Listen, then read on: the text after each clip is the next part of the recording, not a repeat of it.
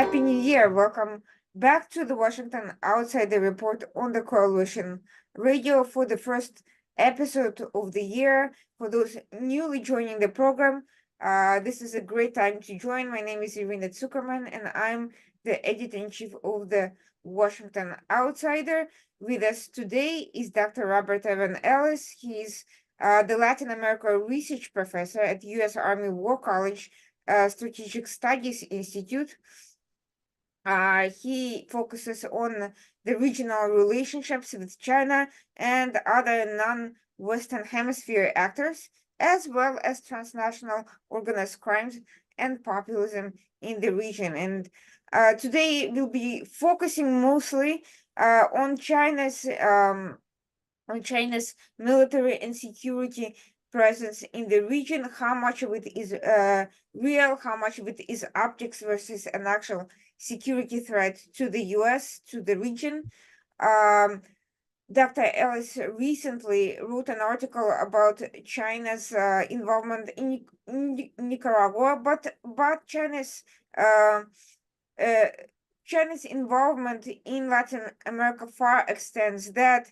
Earlier last year, we heard reports about a Chinese intelligence base allegedly being developed in Cuba. We've heard many other rumors and reports about double-use infrastructure in various Latin American countries. Today, we'll zero in on all of that. Thank you so much, Dr. Ellis, for joining our program today. If you could tell us a little bit more about yourself, your professional background, and how you came to be doing this type of research, that would be great. Thanks, Rena. It's a pleasure to be on the show with you here today. So a little bit about my background. I'm currently the Latin America research professor at the U.S. Army War College, as you indicated. I've actually been following Chinese activities in Latin America for a little over 20 years now. After I got my PhD, I began in the private sector working in support of defense and other clients. That was when I began to track in the early 2000s what was going on with China, both from a commercial perspective and also trying to communicate to some of my Department of Defense colleagues what was significant about that. In 2009, I had the opportunity to take a position as the head of Spanish language gaming at the strategic level with our defense partners in Latin America at something called the William J. Perry Center. So I was there for about 6 years, where I continued my scholarship on China, Latin America, as well as deepening my work with our defense partners. I then took a position in 2014, of course, my present position as the research professor at the Army War College, which really goes beyond just actually teaching at the War College itself, which is a fantastic place, but also goes to supporting DoD and U.S. government more broadly. In 2019 to 2020, I also had the honor of spending a year at the State Department. I was the Western Hemisphere affairs person on the policy planning staff of the Secretary of State, Mike Pompeo. And so, again, that gave me an opportunity to see a little bit about how the diplomatic portion of our machinery as a complement to our Defense Department works. And so a little bit about myself, continue to be very passionate about the Latin America and its well-being and its connection to the United States, and how what happens there affects us profoundly, whether it's having to do with China or other interactions or conditions in the region. So I am going to start with what may seem like a very basic question, but one that I think many people who are not professionals in the area are asking themselves every day whenever they hear about China in Latin America in the headlines. Why is China interested in such a faraway and volatile region with a history of corruption, extreme economic mismanagement, and defaults on their loans and investments? Well, it's a great question, Rina. And certainly with global interdependence, nothing is entirely far away these days. But for me, it is mostly about economics, but that does not make it any the less impactful for the region or for the United States to which we are connected. So in general, what you could see is distinct phases. As China continued to expand, it needed secure access to commodities as well as foodstuffs to fuel industrialization, to fuel its industrial machine, and also access to markets going ever beyond just the developed country markets to various others throughout the world. Now, in 2008, as China continued those largely trade-based relationships with the global financial crisis, it found that it had opportunities and also a need to begin to move to have more of a established position with its companies on the ground in Latin America. And so through mergers and acquisitions, again, largely pursuing economic opportunities, you began to see the increased presence in the mining sector, in the petroleum sector, various agricultural logistics projects, but also expanding in telecom, companies such as Huawei, et cetera. Now, while you could say, well, these are largely economic focus and indeed responds to the economic imperatives of those companies in China. But behind that, there's also an understanding that China in many ways is trying to re-wicker the world to its own economic benefit, going back to its concept as really the center of the universe, trying to orchestrate flows of wealth and value to China, getting the things that it needs from the world. But in the process of doing that, it recognizes that it is engaged with the international system that was not entirely of its own making. I mean, we're familiar with the origin of the current financial and political structures, not only the United Nations but the Bretton Woods financial system. And so, little by little, as China has engaged, they've tried to also get involved in global institutions in the region to make them at least not entirely adversarial and where possible, actually beneficial to their engagements.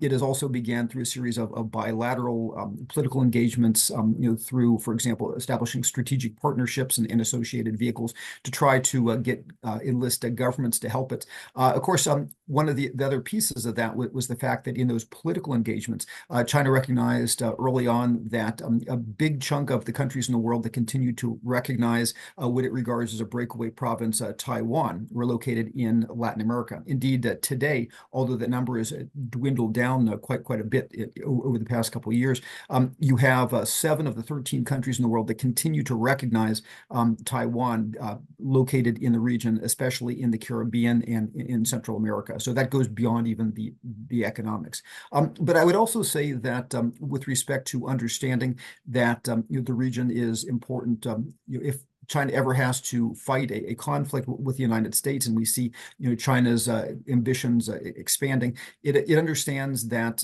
having a presence and the types of strategic opportunities that commercial presence gives it in the region, and the importance of also developing ties with Latin American militaries are important, not because it has a master plan to take over Latin America, aka the Soviet Union, but responsible actors within the People's Liberation Army, et cetera, need to think about, well, how would they, as part of their globalization, fight a war fight, and thus, what type of opportunities should they pursue to take advantage of that growing commercial presence? So it is mostly about economics, but at the end of the day, again, it's profoundly transforming the region. It has significant implications for the security of the United States. And frankly, it affects the dynamics in Latin America in terms of political dynamics, how people respond to the United States, who benefits from patterns of ownership and economic activity.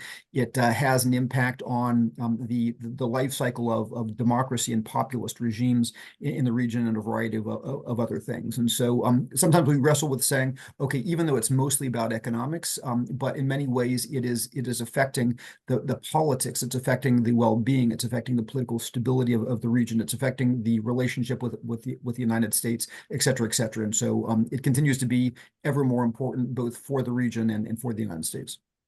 Just how extensive is this Chinese economic and business penetration of these spheres, and why is it there's this, sub-Rosa element of anti-American spirit there, even as we are talking about very general commercial interests that any country would have and that are fairly normal in a competitive global economy? It seems like Taiwan is an issue. It seems like there is a push of an anti-American political spirit that you just mean. Why would that be the case if all China is trying to do is expand its own economic opportunities? Well, first of all, it's not just that China acts like any other actor. China is very different than the way that the European Union engages the region, in what ways that U.S. companies might regard as competitors. It's very different than the way that Japanese or Korean companies, which have been in the region since the 1970s, engage. And there are core issues that have to do with how the Chinese companies engage, oftentimes with the lack of respect for intellectual property, oftentimes with their companies trying to push the limit as far as they can with respect to, as you alluded to before, companies where there are weak government oversight and high levels of corruption. Thus, at the end of the day, the Chinese essentially dealing with local elites end up really getting the better of many of those deals. But it also has to do with the scale of that Chinese engagement as it interacts with Latin America. But with respect to the first part of your question, the relative amounts, again, the relationship started out mostly as trade, although it's gotten into more investment, and that patterns of that investment have evolved. So in terms of trade itself, in 2022, that trade was a little bit less than $500 billion, which if you take away Mexico and parts of Central America, essentially every place from about Costa Rica south, China is either the number one trading partner or the number two trading partner behind Brazil, with the United States being number three. In terms of non-financial foreign direct investment, you have somewhere on the order of about $190 billion of Chinese FDI. About half of that goes into Brazil. Various amounts go in other countries. And of course, on top of that, you have the loans, both by Chinese policy banks and Chinese commercial banks. That was about $135 billion accumulated just from China's two leading policy banks from about 2005. Now, some can say, well, those amounts in some ways are a little bit less than the United States, but it really is less about the actual amounts than how those quantities and projections of future benefit impact the behavior of Latin American politicians and business people. The expectation of essentially, getting rich if one, only gets a Chinese business partner or gets access to the vast Chinese market, although with non-financial and other barriers, that's oftentimes more difficult than one would think. But what you see happening then is that you have a variety of different responses, from responses by relatively strongly institutionalized pro-U.S. Countries to those who are ideologically more anti-U.S. And so China means different things to different people, and China is more than happy with that. But on the well-institutionalized side of the spectrum, if you look at a country like Chile or Uruguay, who has done fairly well in exporting and managing the relationship through relatively transparent, strong institutions, but even there, the power of China impacts how those countries behave, both in terms of the internal politics of their systems, as well as the degree to which they feel a compulsion to go along with the United States. I mean, there's once an era in which U.S. institutions, U.S. investors, Western multilateral institutions such as the International Monetary Fund could say, hey, we really believe that the right thing to do is to be fiscally responsible and transparent and have a good business case for the money that you want to loan, which was something that, as anybody who's tried to go to a bank, who has a maybe not so well developed idea of why they need the money knows. The banker is often there not pleasantly to keep you from getting yourself into deeper trouble. In many ways, Western institutions play that role. China has come with a different approach, often saying, okay, we'll give you the money as long as we'll structure the deal to make sure that China gets paid. We don't care what you do with your other investors. We don't care, whether the project itself makes financial sense. We're going to make sure that we get paid either by securitizing it with parallel deliveries of commodities in the case of countries like Venezuela or Ecuador or other things. And so in many ways, what that involvement has done is it's hijacked those countries who really didn't want to have to adhere to good financial practices or transparency, and it's given them an alternative. Now, as you also alluded to, within Latin America, as you've had for reasons having nothing to do with China, the frustration of political systems with the performance of democracy and its inability to resolve issues of insecurity and inequality and things like that. We've seen these cycles of leftist leaders. Some of them leftist democratic, as we saw initially with Lula in Brazil in the early 2000s, or the Concertación in Chile, among others, or Frente Amplio in Uruguay. In other cases, more authoritarian populists, as we've seen with Venezuela, Nicaragua, with the Ortegas, etc. But essentially what has happened is, with those more authoritarian states, especially, Chinese money, although largely benefiting China and the elites, has provided enough resources that has allowed those populist states to be able to continue to move against the private sector, to turn away from the United States, without some of the costs, the financial costs that would otherwise accompany that. And so in many ways, China has helped. While it's not like the Soviet Union, where you had the Soviet Union explicitly trying to push for a communist regime, China basically, doing well for itself, looking for its own interest, really basically provided the money that allowed populist anti-democratic states to survive and consolidate power. And so that's impacted the tenure of the region. So at the end of the day, when you say, well, why does it matter? Again, it is, in part, it's impacted the interest or willingness of many countries to really cooperate with what we oftentimes forget are good reasons for pursuing good governance and transparency and democracy and things like that. It is facilitated the proliferation of authoritarian regimes. It is, in some ways, also created spaces for that could be used, the commercial projects that could be used in times of war against the United States or against U.S. allies in the region. It's created certain risks in pursuit of its own interests of espionage. China just has come to dominate the digital spaces in the region. Companies like Huawei, and that's been there for over 20 years, 3G, 4G, of course, now 5G, cable systems, telephones, but as well as security systems by companies like Hikvision, port scanners, e-commerce, the list just goes on and on. Even the digital domains of rideshare companies like Didi Chuxing, all of which, given that China, with its 2017 national security law, basically obliges these companies to turn over data that's relevant to the Chinese state, it begins to put at risk the ability of these companies and countries to make sovereign decisions. And so, that creates issues. And then, frankly, for Latin America, for the long term, there's also a question of who benefits from the resources and work of Latin America, and who pays the price for the consequences. I remember when I used to teach a graduate level course at the University of Miami in 2006, 2007, I would have my students read a little bit from world systems theorist Emmanuel Wallerstein and dependencia theorist Raul Prebisch, just to see that if they would make the connection between the writings back then, because those writings back in the day, when it was focused on the United States, it was the question of whether or not Latin America would benefit from its own resources.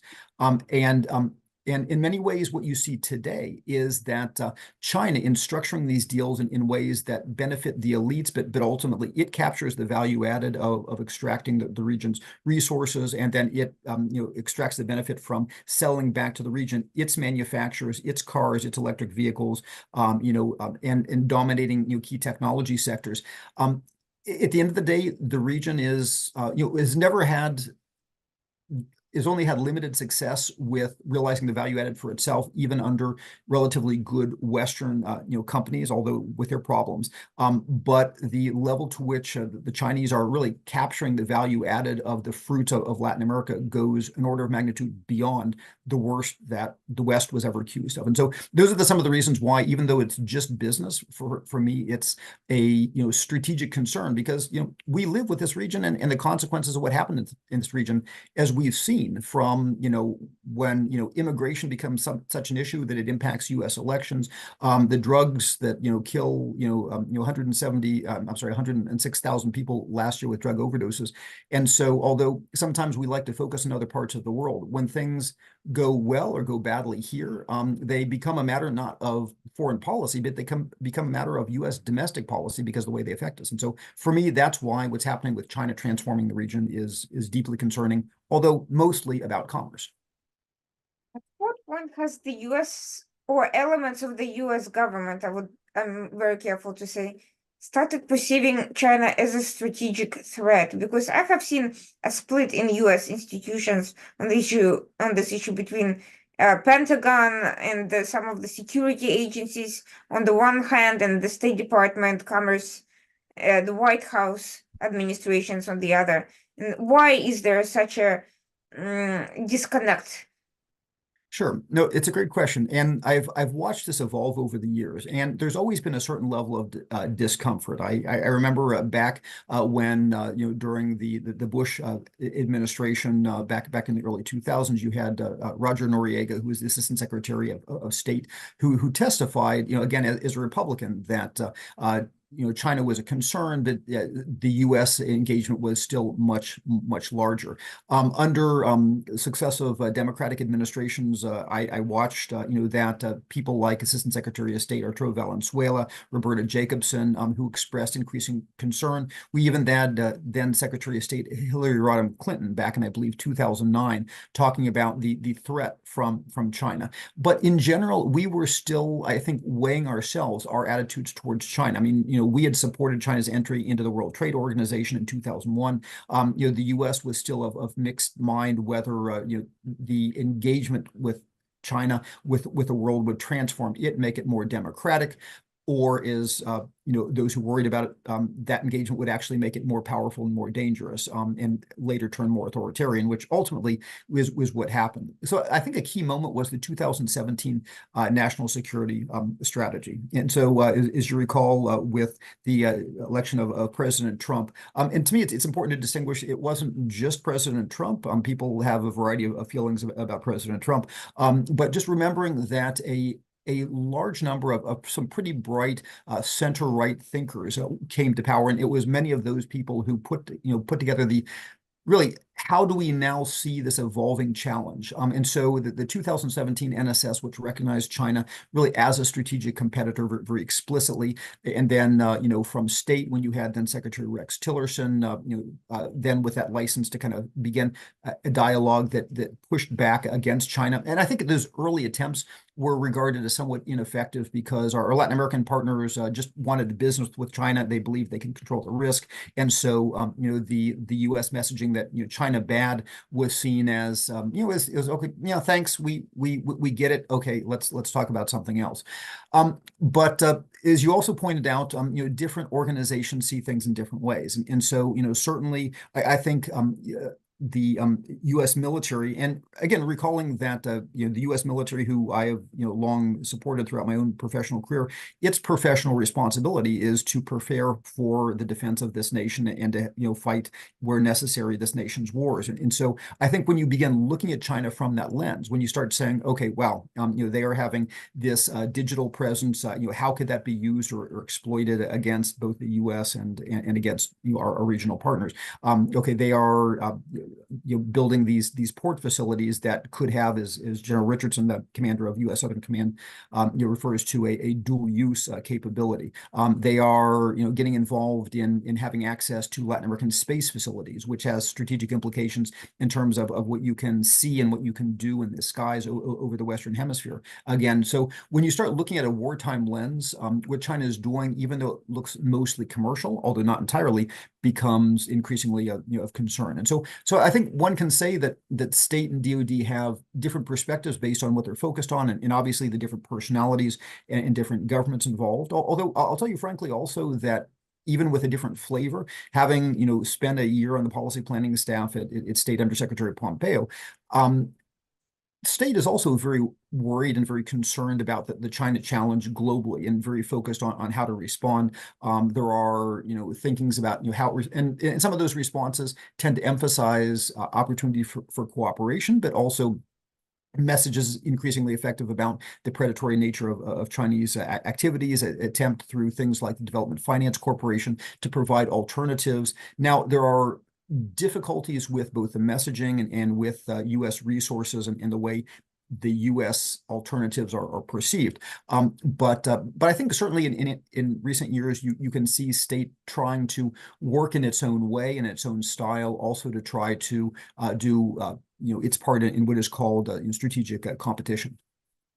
Let's face it, I think it's very arguable that US has been failing on many fronts in Latin America. And we see that by the number of allies who have divested from Taiwan. We see it by the disparate reaction to US involvement versus China involvement. And you mentioned it earlier that there was a great deal of outrage and anti-colonialist sentiment with respect to US. And we can argue about US foreign policy and how effective that's been. But China, whatever US has done, China is objectively far worse. It has outright colonialist practices around the world, not just in Latin America. So the question is, what exactly has gone wrong with the US structure, with the US perception of responses to threats? It understands that it has found itself outplayed in its own sphere of influence, its own territory. Several great questions. And so first of all, certainly, the U.S. Has a very mixed track record in its history in Latin America, and the temptation of when one becomes powerful, how one regards what it has the privilege or right to do is been a problem for us as well as other actors. Having said that, I think in many ways the U.S., if you really look at the record, has not been entirely a bad partner in terms of the advocacy for democracy. Again, with difficulties, but the role of the U.S. as an economic partner in terms of its investments, in terms of the value added that it leaves in Latin America when it has those trade relationships. But with respect to what's happening with right now with China, number one, I think important to recognize that the U.S. is at certain inherent disadvantages in engaging the region, especially in a transactional fashion. So number one, basically as a largely market-driven economy, the United States does not have the levers that China has to strategically invest or take credit for investment.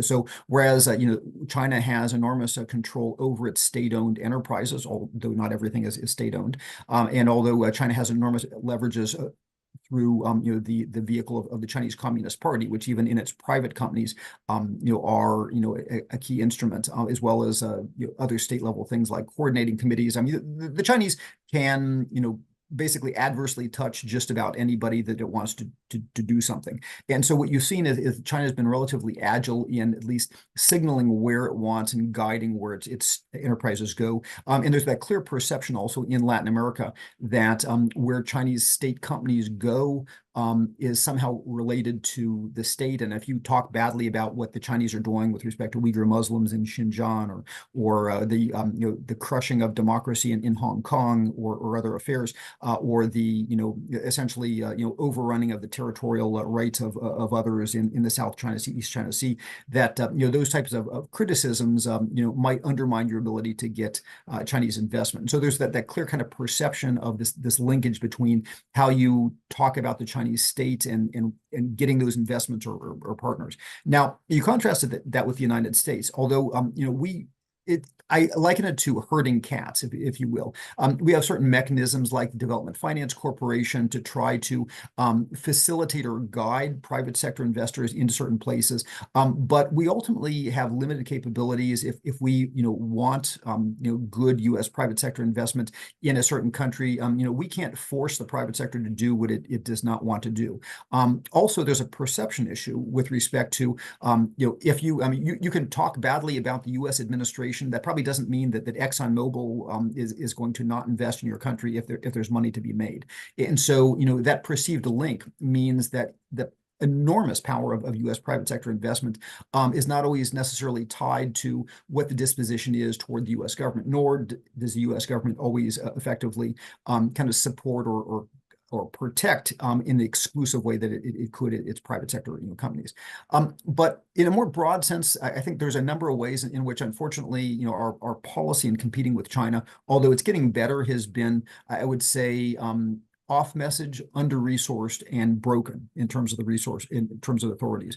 Under-resourced, certainly in the sense that we've long put the majority of our both study money and thought money, and indeed government programs, whether USAID or others, or Defense Department programs in other regions, in Asia, in the Middle East, et cetera. And that has an impact on Latin America. In addition to that, you have, I would say, difficulties with the messaging. Again, we kind of ratcheted up the China is bad message, and I think we've done better in trying to provide some more empirical, data-based evidence of the performance of Chinese companies relative to non-Chinese alternatives, and some of the nature of the risks, for example, the digital risk. But by and large, Latin American countries, they know that Chinese actors are predatory. They aren't necessarily enamored with the Chinese system. But in my judgment, what I've seen is that the Latin American states have their own calculations of whether they think they can control the risk to get the benefit. And so what I would say is that we, the US, have not been as effective as we could in the messaging that actually speaks to why Latin American states make some of the decisions they do. And oftentimes there's a tendency in Latin America to basically, if they want the personal benefit, if they want the project with a Chinese company, and they believe they can control the risk, being able to deflect the United States criticism by saying, okay, that's just great power competition and great power politics. It's just business. We don't want to get involved in that. That in many ways becomes a way for them to dismiss those concerns with their own publics, and to engage with the Chinese as they want, which ironically in many ways is turning a blind eye to some of the very real risks and questions that they're getting themselves into. But aside from the messaging, the third thing that I would emphasize is really, again, the broken nature of some of the institutions. And so if you look at, for example, the Development Finance Corporation, I remember, again, during the Trump administration, the original idea of creating the DFC in conjunction with a program that was called America Crece, America Grows, basically together, was to try to more effectively and on greater scale and more quickly channel money that was really just being sent in little dribs and drabs by U.S. Export-Import Bank and OPIC and other smaller agencies. The problem was that some of that initial progress, the Biden administration, for very meritorious reasons, said, okay, hey, we've got this stream of private sector finance, but it's really important that goes mostly to lesser developed countries, that goes to vulnerable groups, whether it's indigenous or women or other vulnerable groups. The dilemma that's actually created is that with a desire to channel private sector money to do social good, which is entirely laudable, but it comes up to the conflict of the reasons why the private sector invests in certain places, which is about making money. And so the result has been that conflict has limited the efficacy of the DFC in other programs, just because of that inherent conflict. And we can go on and on with DOD. We actually have enormously constraining laws for good reasons, whether it's Leahy vetting in terms of human rights abuses, or obliging our partners to come up with really programs if they want something from us, explain why this is what it is. You have, so for example, with security assistance, you have something called Section 333 authority, which obliges you to do a number of different things that promote democracy and human rights and et cetera, in any program. The Chinese don't have to do that. The Chinese, hey, you need some bulletproof vests, and maybe the deal benefits your family personally. Well, happy to do it. And so so the difficulty is, and similar things with USAID has stood up a China facing organization, but it's still kind of working through, okay, what is the relationship between doing good and helping to empower people to make good choices with respect to China. Commerce has some programs, but the difficulty is the question of authorities and funding and all these things. And again, starting out at that disadvantage that we're basically herding cats, government with private sector money. When you combine that herding cats with the limited resources and the conflicts in terms of authority and institutions, we're just really kind of paralyzed before the just tidal wave of Chinese money, and the really the momentum when people look at China in the region as the great savior, and look at the United States as is really not offering anything. So it's kind of an unfair perception, but when you're up against that perception and you're trying to deliver, then those are some of the constraints that, at least in my judgment, have prevented us from being more effective in waging that struggle. I'm going to be a little bit provocative and push back on something you mentioned concerning the democracy and the corruption laws.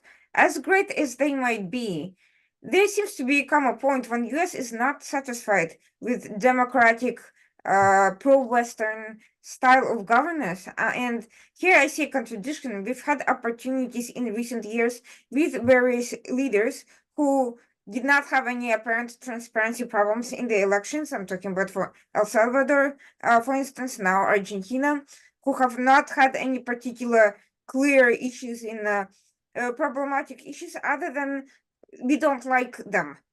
We don't like their style of government. We don't like their rhetoric, and we, meaning the US government, don't particularly care for how they present themselves, and that's all there is to it. So we seem to have been losing opportunities even where we have a clear advantage, where we have countries that want to cooperate with the US. We seem to be shying away from the leaders there simply because there is either a personality, a style, or a messaging difference. So how do we overcome this hurdle of over idealizing political relationships?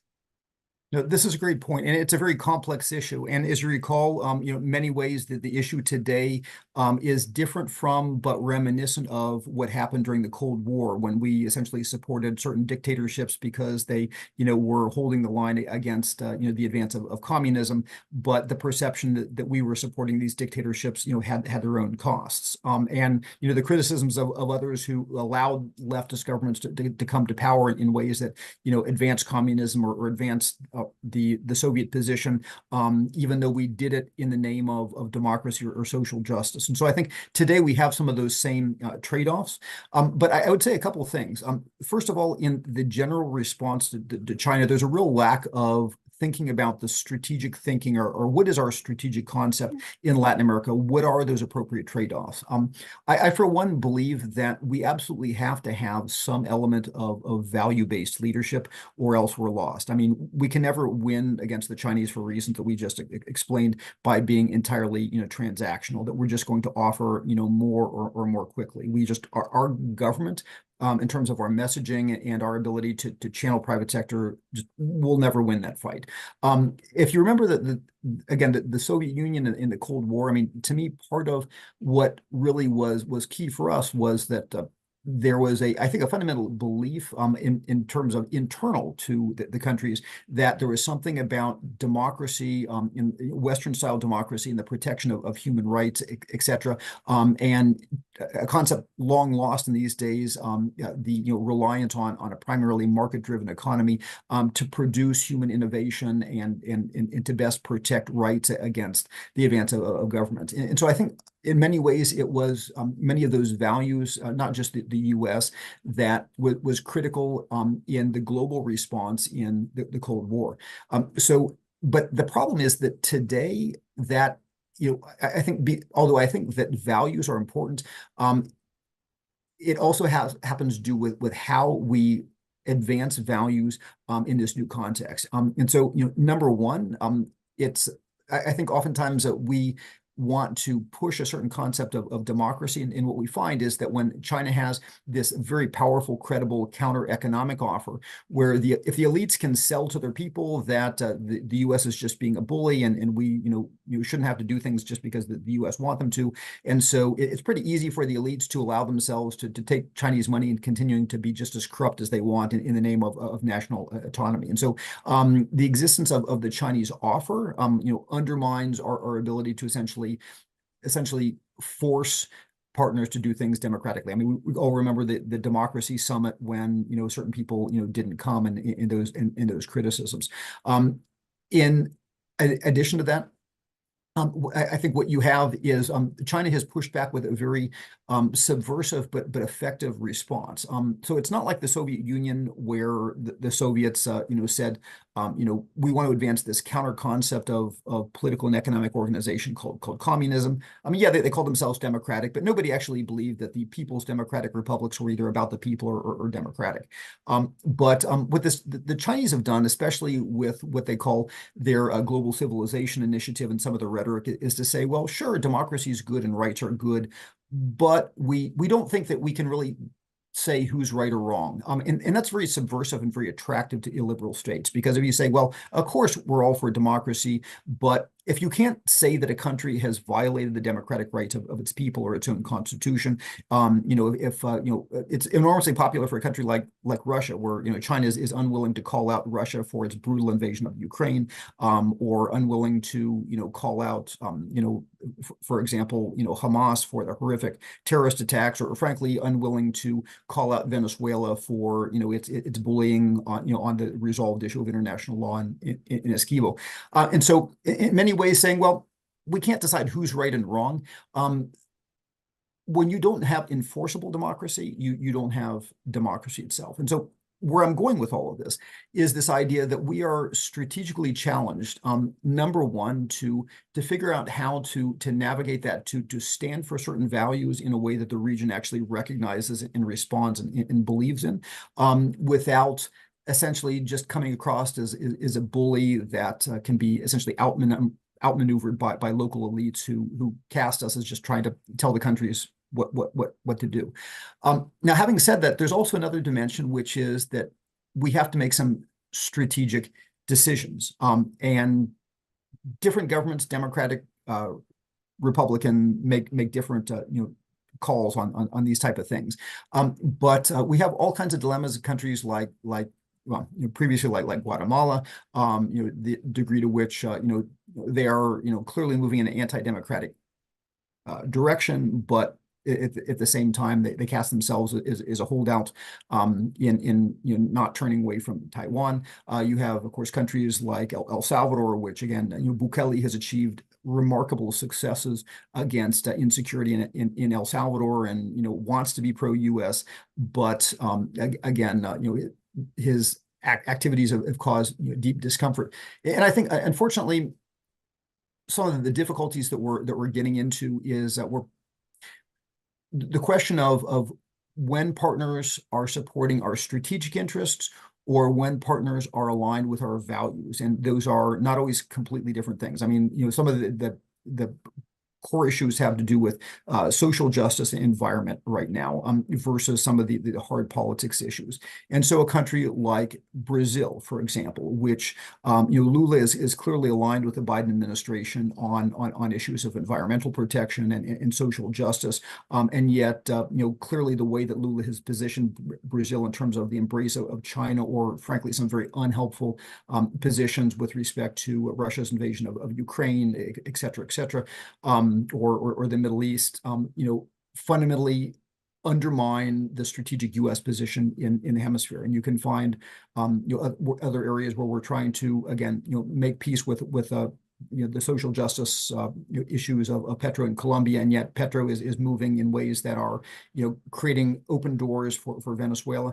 So again, at the end of the day, and I won't say that there is any clear right and wrong, but it's not only the how do we more effectively lead with values in this challenged concept, but also how do we navigate that space and trade-off between trying to work with regimes that coincide with us on certain issues, versus also supporting regimes that we might find distasteful in some ways, but are helping us to hold the line strategically. It's a question of how does the U.S. stay by its friends, and how does the U.S. decide what its friends are? And I think the current era makes that entirely complicated. So I may not have entirely answered your question, but I think it really is core to the effectiveness of the U.S. response, both against China, or at least as a competitor to China, but also really with the U.S. long-term relationship to the region as a whole in this new era.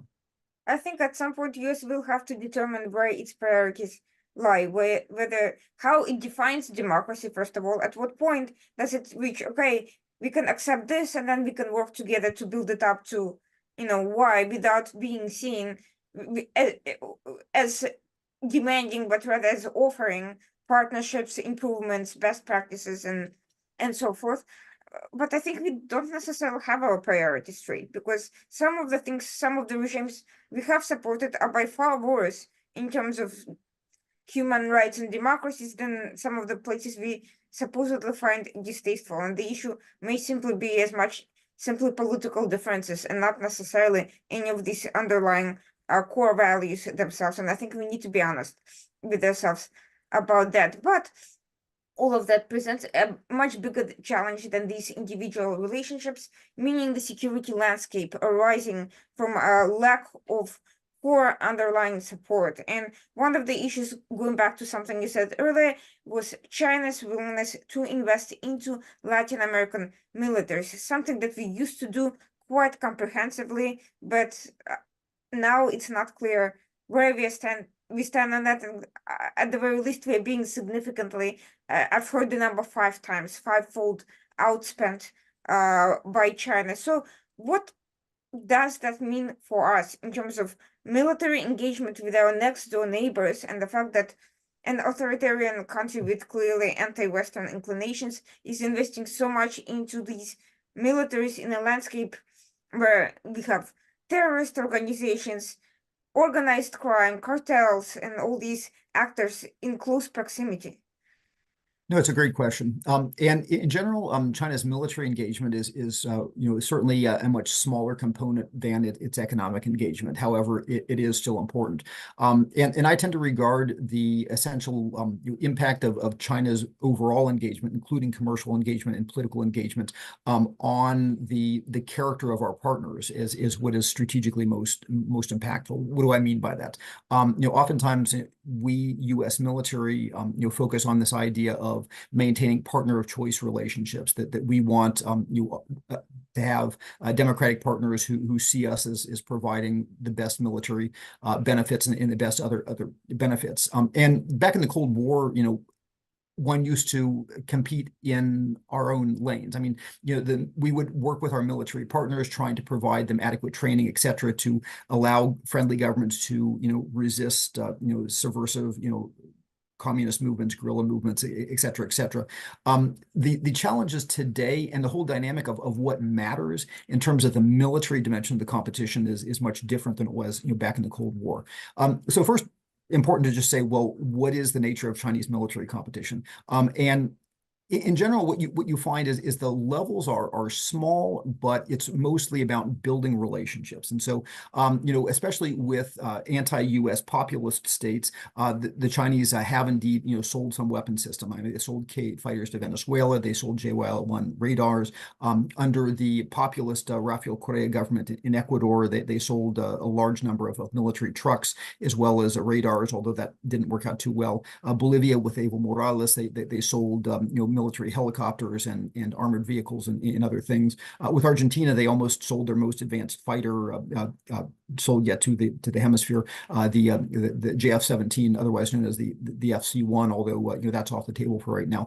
But so the point that's interesting about this is that the cause effect is that it was the political receptivity to China by authoritarian governments that opened up the door for the military more than the Chinese military sales opening up the door for that. Now, the other part of that, however, is that once those governments are in, you find that the willingness to engage in security cooperation.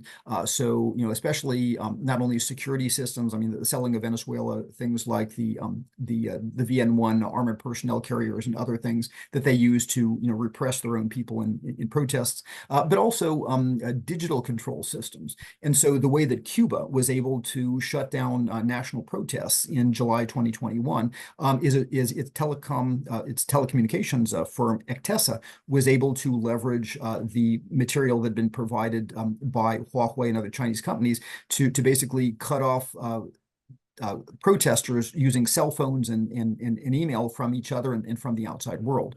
There are other examples. I mean, in Venezuela, the much talked about Carnet de la Patria, the fatherland identity card that you need to have and register with the state to get any type of either food and supply boxes or to get vaccines and other things like that.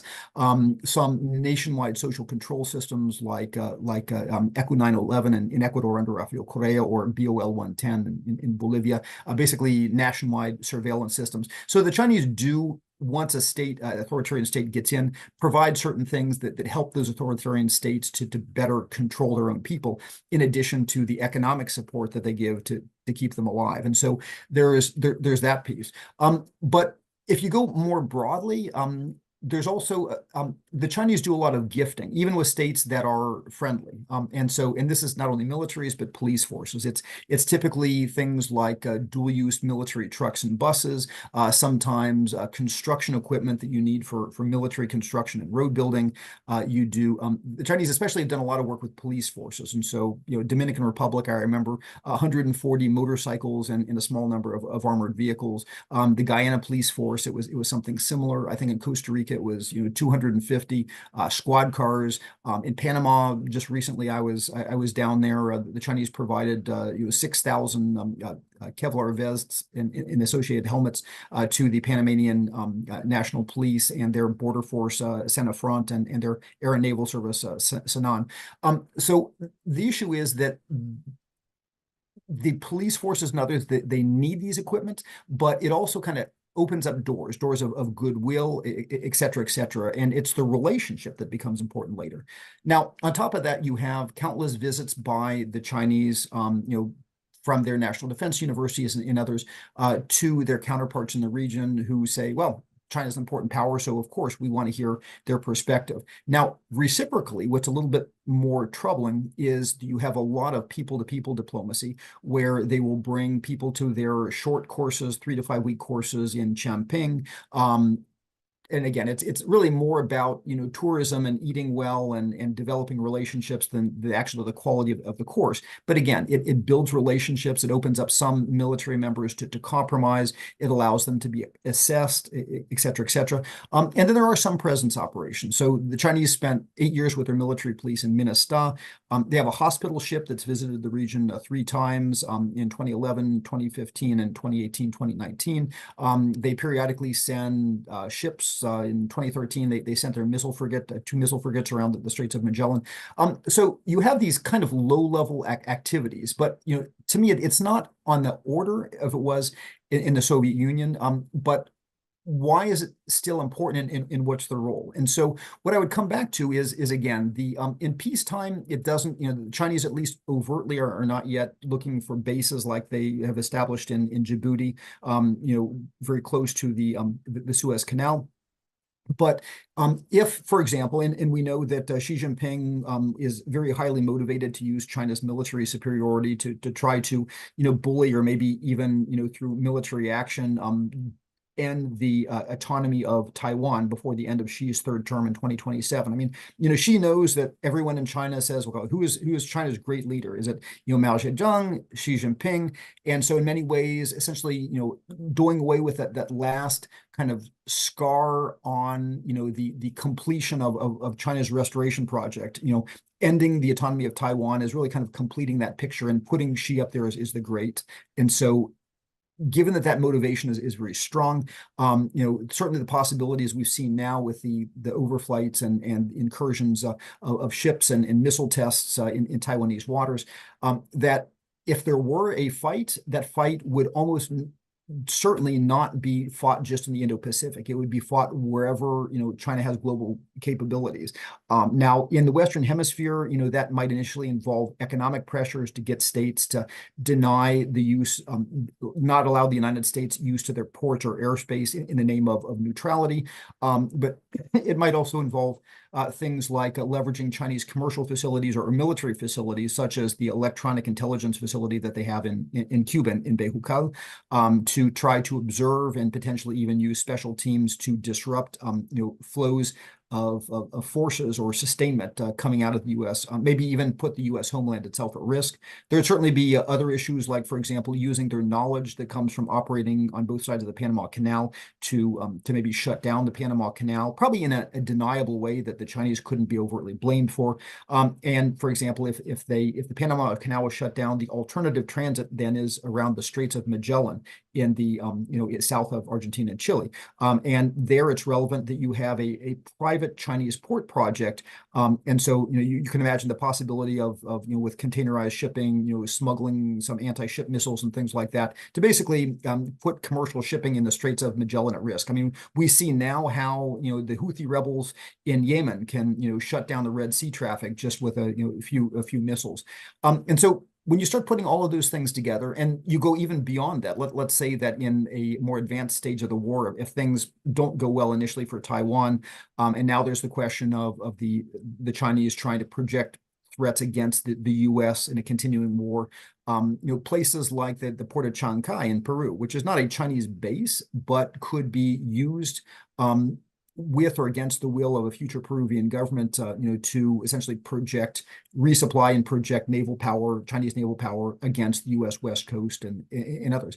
And so where I'm going with all of this, and also should just mention also Chinese access to space. I mean, in a global war, there would be a counter space fight to identify U.S. satellites over the Western Hemisphere to try to eavesdrop on their communications, maybe even to try to take them out. And so in all of those types of things, Chinese access to space in the Western Hemisphere would be strategically valuable. But the bottom line is the question becomes, if China is called upon to do these things, if the PLA is called upon to do these things as part of this global war fight, how quickly could they do them? And what I would argue is that their relationships with Latin American militaries, their familiarity with the operating environment, everything that they're doing today in terms of the people that they bring over to Chongping, the visits that they make, the port calls, things like that, that all increases those relationships and allows them to more quickly and effectively move towards actually projecting those threats. So again, it's not that there's major military presence by China right now in the hemisphere,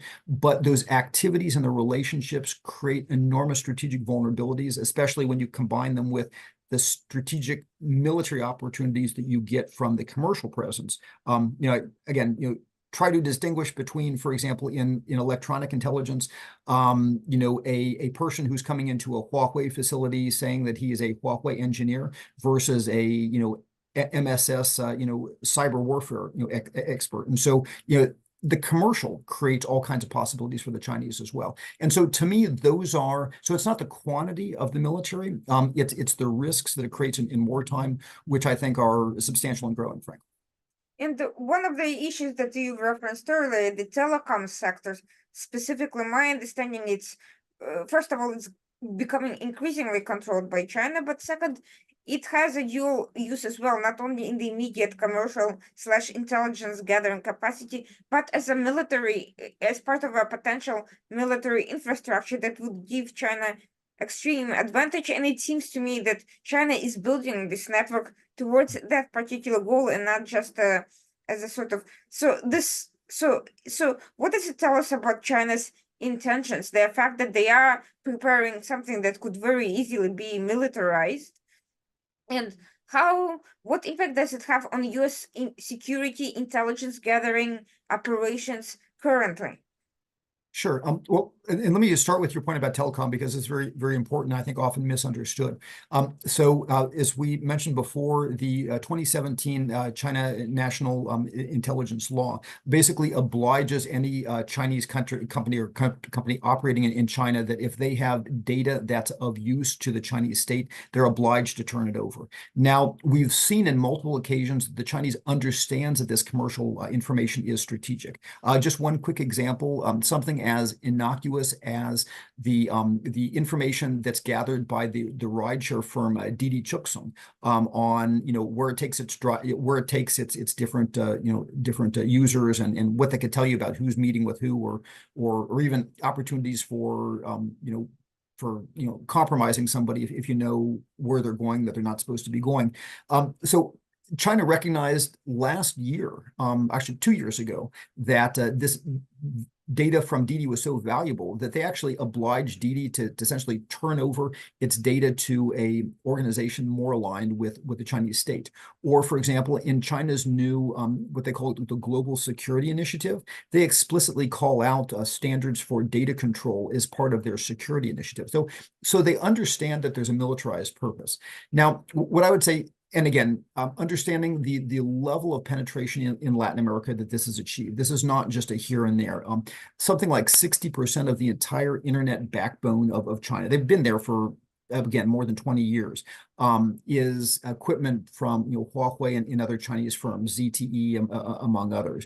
Again, you combine that with safe cities and smart cities, but more importantly, the ubiquitous nature of Chinese security systems devices such as by Hikvision in Dahua. And again, it's not just government projects, but I mean, these are some of the most common providers. And you say, well, all of that data that, in terms of your, home security cameras and facial recognition, that's getting offloaded to a server someplace, oftentimes in China. And again, the list goes on and on. I mean, ZPMC is a port crane operator. It's the industry standard, made in China. But they have cameras that basically scan the little chips on every single container that comes through the port. And so again, where is that data getting offloaded about the ownership patterns and the technical characteristics of every single thing that comes in through every single container in a port where, ZPMC cranes are the standard, or things like NUCTEC, the Chinese customs scanner technology that, can, again, get interesting information about everything that passes through one of those airport or other scanners, whether it's your laptop computer or other things. So again, we could go on and on about this, but the real core issue is that the potential Chinese access to data, and it's getting worse as the Chinese develop this strategic weight, and begin to increasingly set the standards and things like 5G and artificial intelligence, and consciously do so. They actually had a strategic policy called China Standards 2035, where they understand the importance of doing this. But the risks, there are peacetime risks as well as wartime risks. So in peacetime, we recognize that China has long used both the state and its intelligence services, the MSS, to try to capture as many trade secrets and other things from its from Western industry as possible, not just Western governments, to advance essentially the status of Chinese industry, both on the defense side and in other sides. I mean, very few companies actually operate these days in China with their intellectual property over there, because they understand that China is actively trying, by going after its people, going after its technology digitally, of stealing its technology and then basically giving its technology to a competing company that is going to push it out of the market. But those same things apply with that digital vulnerability in Latin America. So you have a thing, Huawei has 9 cloud computing systems centers in Latin America. They're very big in cloud computing, and they're trying to say, hey, to Latin American tech companies, locate your sensitive processes and core intellectual property in the Huawei cloud. We'll give you a great deal. Well, again, the same vulnerabilities. And so in peacetime, what you get is this Chinese digital domination facilitates essentially China's global advance to win contracts, because if you know what your competitor's offer is, if you know what their technical characteristics and vulnerabilities are, if you can compromise commercial personnel, if you can actually steal their blueprints and designs outside of China itself, then you get commercial advantage. But it's also the ability of our partners to make sovereign decisions in peacetime. So it is, for example, again, you think about that Didi Chuxung rideshare example. Think of the person taking a Didi taxi and talking on his Huawei phone as he goes to the red light district to meet with his mistress. The Chinese now have something on the vice minister, for example, who's going to decide that delicate procurement decision, and that's when you get into China's having conversations about win-win deals. And so at the end of the day, it's not just about military secrets. It undercuts the ability of our partners to do things that are fundamental to their own making of private sovereign decisions. Now, you're absolutely right. In wartime, there is yet another series of risks on top of that, which is the security of information that is passed through those networks. It is knowledge and the ability to compromise and impact military leaders and military partners, political partners, to know what they're deciding in terms of cooperating with the United States or no. Maybe pressure key people to not allow the U.S. to have access, or to allow the Chinese to have access to a certain port facility. So even aside from military movements or military secrets, there are many ways in which, in that wartime scenario I talked about before, that digital access and the ability to extort and manipulate has a lot of value.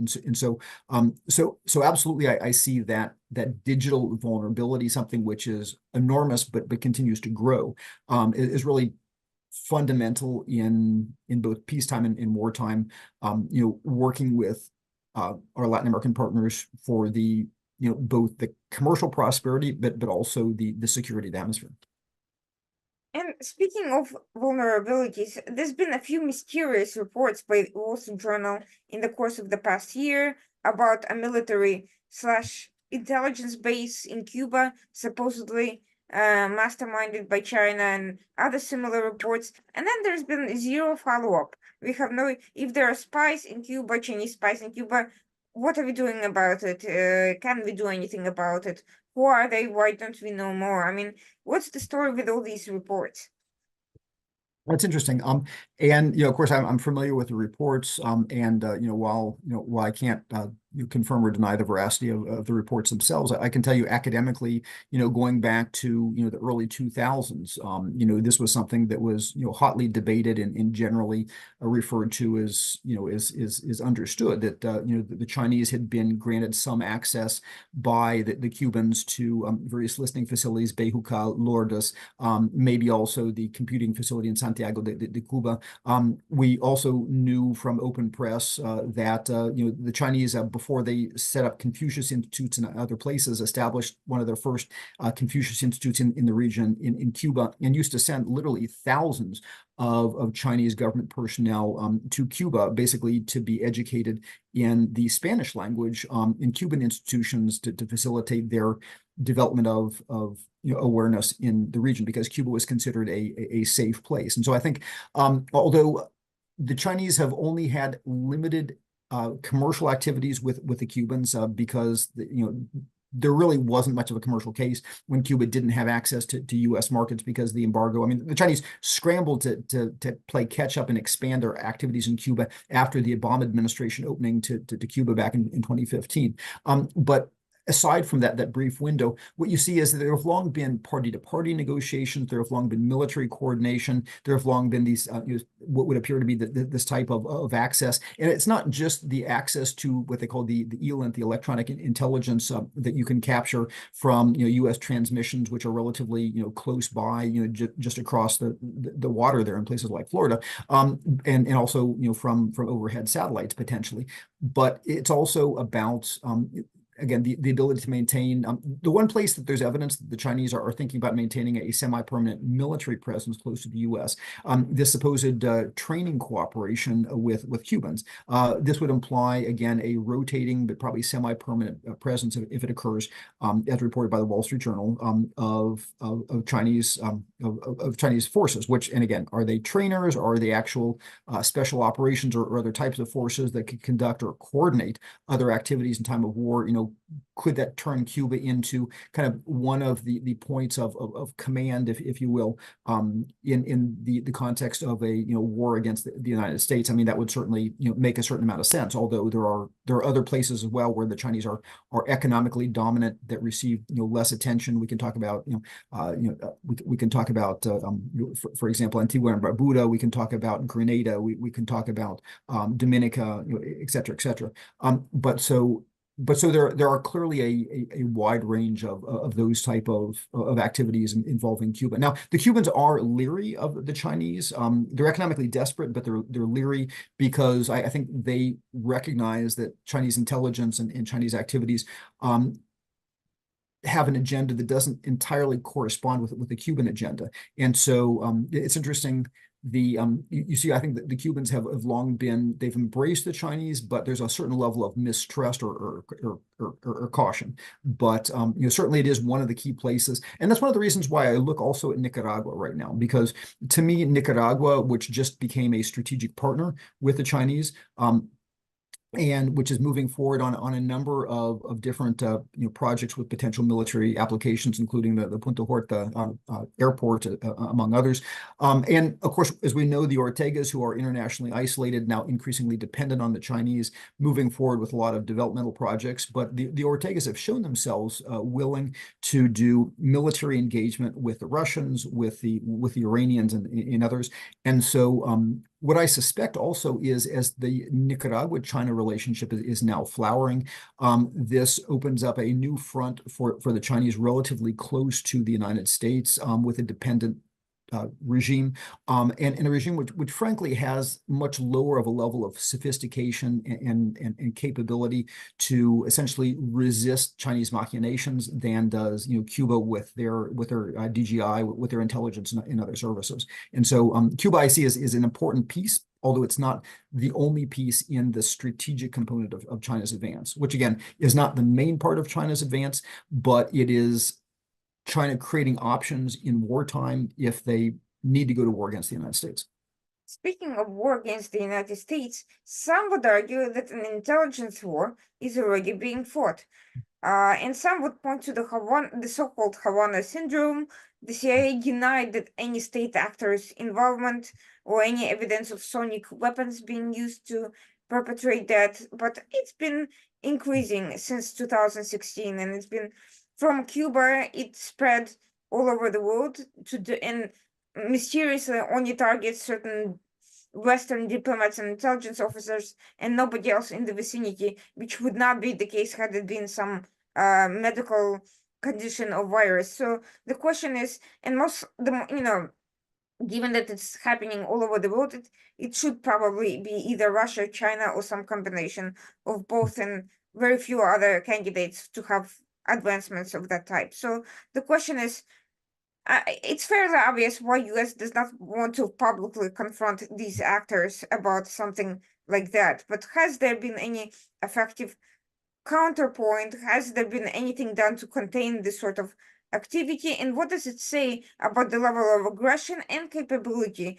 that during peacetime, without any open confrontations, and that was before the second invasion of Ukraine, and certainly before the current escalation around South China Sea, that it all started, given that it all started at a relatively peaceful time, how potent is the threat now? What can we talk about our capabilities versus potential confrontation in these shadow spheres? Well, again, I remember from my own time at State, and especially under the Trump administration, awareness and looking into and concern over what the Cuban government was probably doing with respect to sonic attacks was a very real issue. And I know that there are many people who are deeply frustrated that the issue has not received more attention, although certainly a state continues to take that seriously and do whatever it can for the protection of its own personnel. But what you also allude to goes back to the broader question of how does one define war or struggle? But certainly there's, I think, an understanding that the U.S. has long been in a protracted struggle, if not an explicitly military one, with a range of different actors. With respect to Russian information operations activities looking to undermine pro-U.S. democracies, indications of possible Russian meddling through bots and trolls, and as well as their kind of disinformation periodicals, RT and Sputnik, in places like Colombia and places like Costa Rica. Again, oftentimes trying to polarize and confuse and undermine democracy rather than traditional propaganda.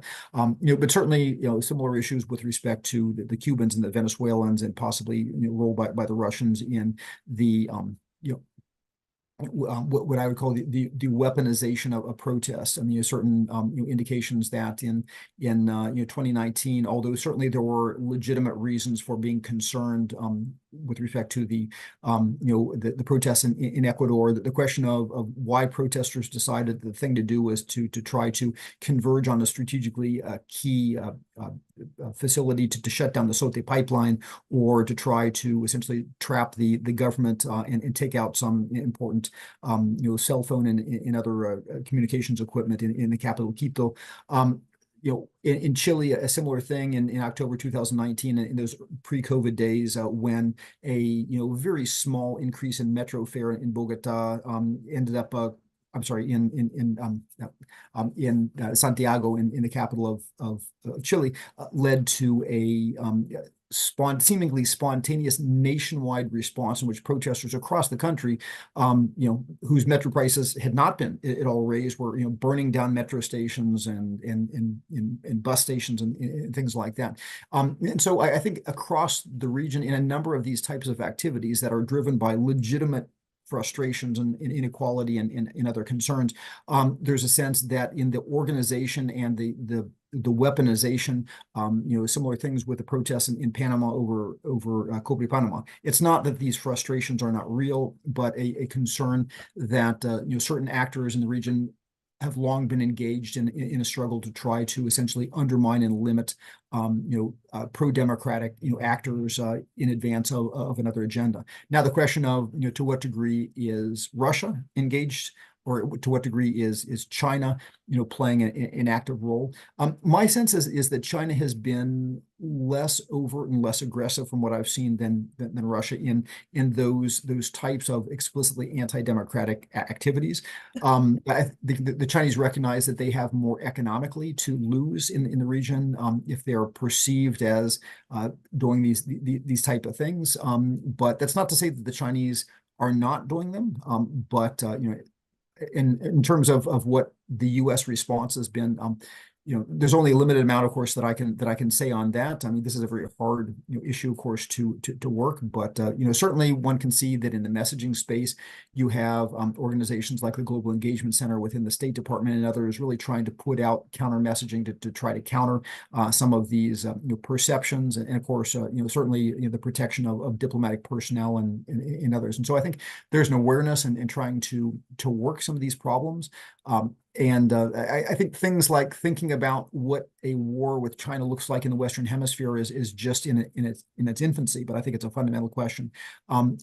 So I would hesitate to say that things are not being done, but I think with respect to the magnitude of the difficulties in the region, and some of the action by not just China but a range of different actors, we certainly have our work cut out for us, and intelligent people, I think, within and outside the administration will differ strongly on whether the Biden administration is doing enough, whether they are coddling certain authoritarian actors that represent broader threats in the name of short-term benefits. I mean, the idea of negotiations with the Maduro regime in Venezuela to release U.S.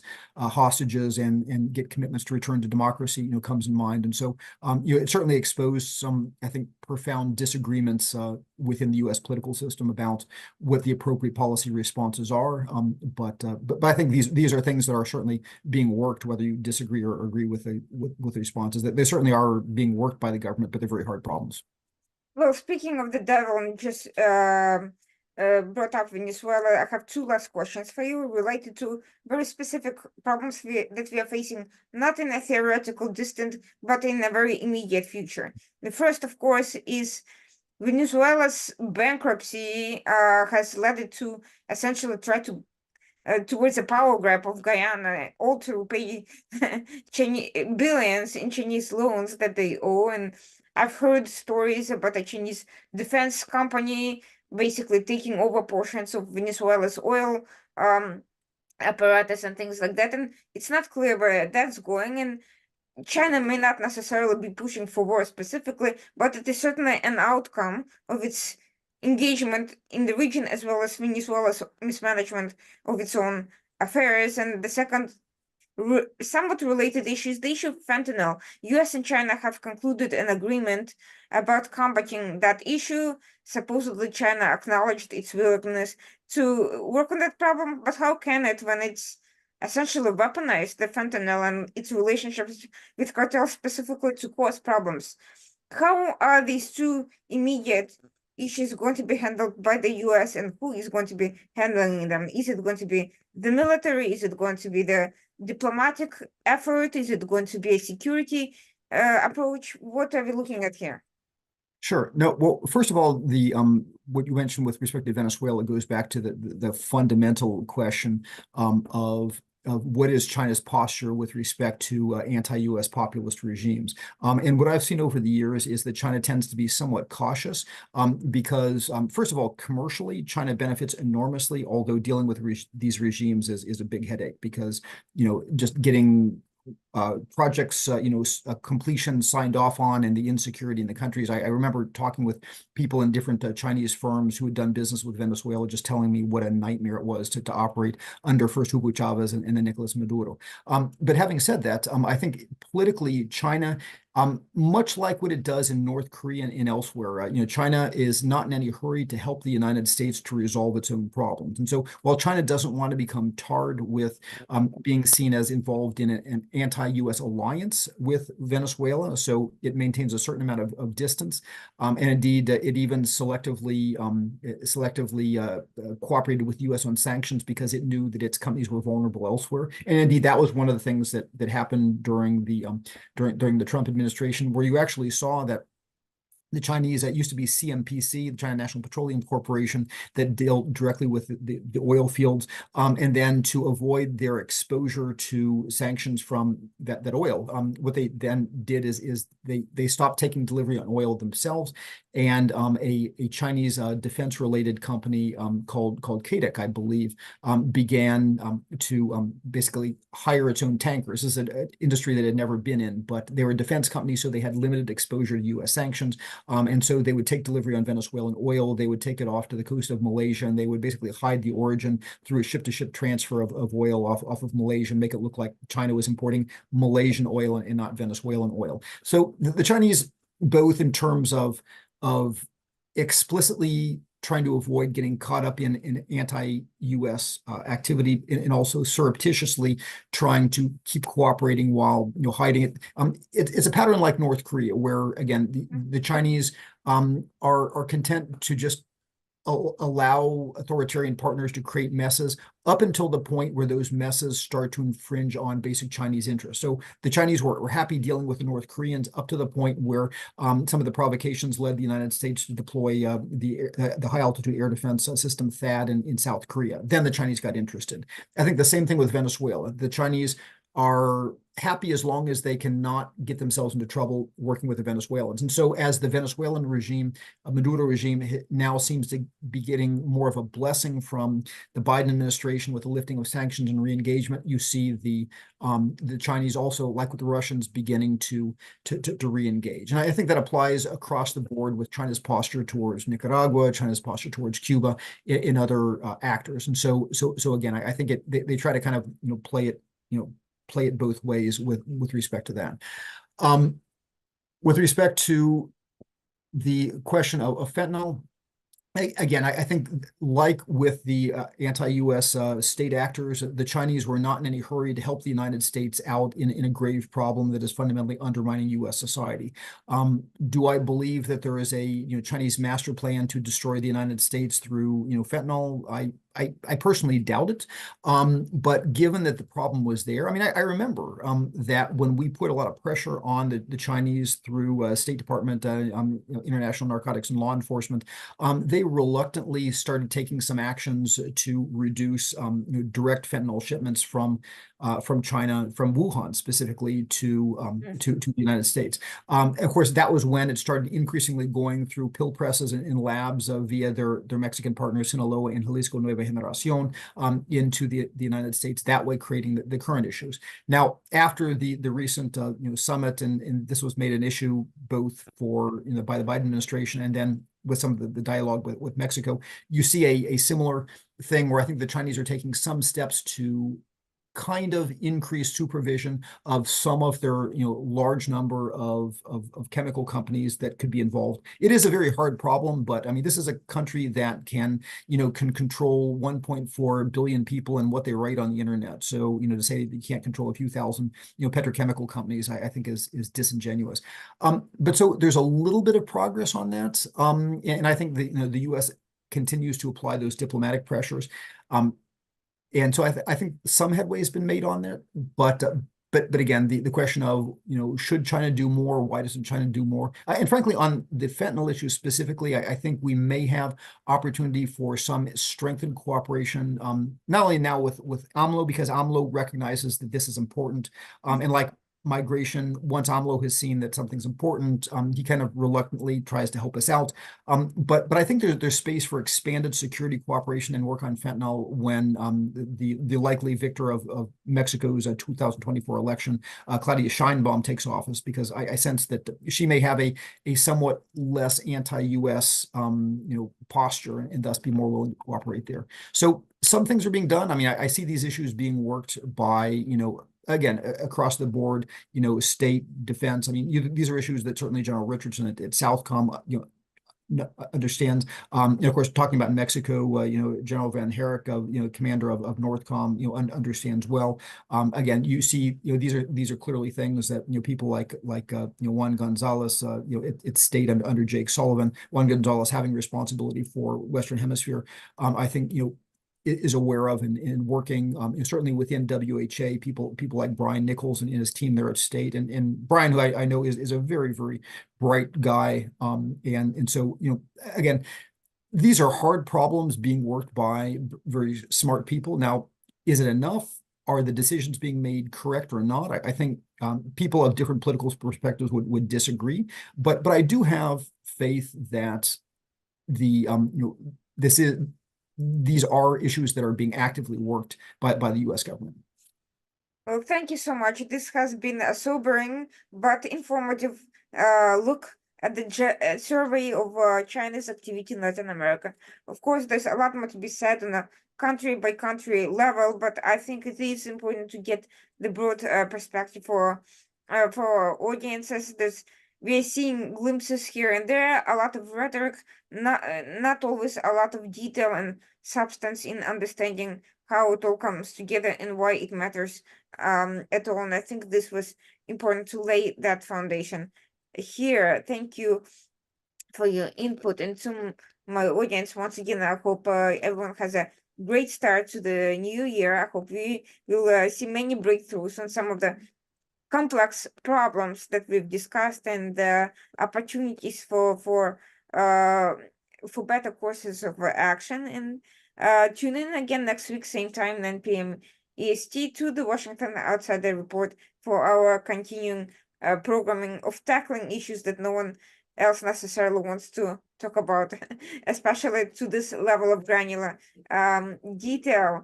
Have a great evening. Thank you, Irina. Pleasure to be on your show. Have a great evening, and look forward to continuing work with you. And thanks to your audience for their interest in this topic. Thank you so much.